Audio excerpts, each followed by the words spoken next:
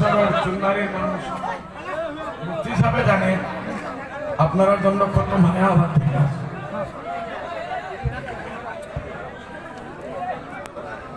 আমি কি পাপ করলাম আপনাকে ভাবাইতে লাগে?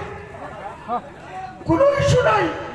মসজিদ মন্দির ভাঙে শেষ করতেছে, আজান বন্ধ করতেছে, মা মরির ইজ্জত লইয়া খালাইতেছে, তালাকের মশলা উঠাইতেছে, মসজিদ বুলডোজার চালাই এখানে আপনারা ভাঙছেন না, ভাঙছেন না।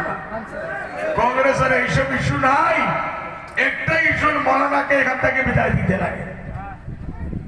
আমি কি করছি, কি পাপ করলাম ভাই আপনারা বলেন?